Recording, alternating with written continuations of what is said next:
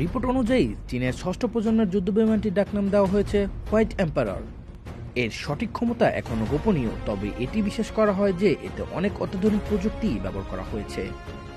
এই উড়োজাহাজটি আগের চেয়ে অনেক বেশি স্টিল, যা শত্রু রাডারকে পরাস্ত করতে পারে। এটি পরবর্তী প্রজন্মের অ্যাভিওনিক্স সিস্টেমের সাথে সজ্জিত। এছাড়া আরও বলা হচ্ছে চীনের ষষ্ঠ প্রজন্মের বিমানে কৃত্রিম বুদ্ধিমত্তা ব্যবহার করা হয়েছে, যা প্রচুর পরিমাণে ডেটা প্রসেস করতে পারবে এবং বাস্তব সময় যুদ্ধের পরিস্থিতি অনুযায়ী সিদ্ধান্ত নিতে পারবে। এই বিমানটি ইউএভির সাথে একসাথে কাজ করতে পারবে।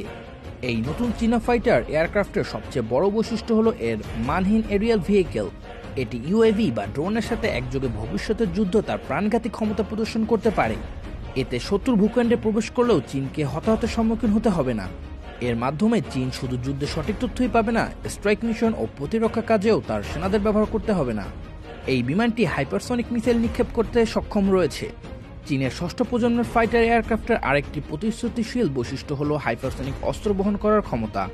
হাইপারসনিক প্রযুক্তির উন্নয়নে চীন উল্লেখযোগ্য অগ্রগতি রয়েছে। এই ফাইটার এয়ারক্রাফট এই উচ্চগতির দূরপাল্লার অস্ত্র মোতায়েন করার প্ল্যাটফর্ম হিসেবে কাজ করতে পারে।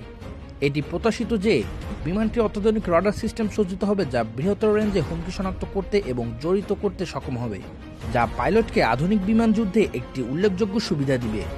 কিছু বিশেষজ্ঞ আরও অনুমান করেন যে জেটটি ভবিষ্যতে ক্ষেপণাস্ত্রের হুমকি থেকে রক্ষা করার জন্য সরাসরি শক্তি অস্ত্র বা অন্যান্য প্রতিরক্ষা দ্বারা সজ্জিত হতে পারে।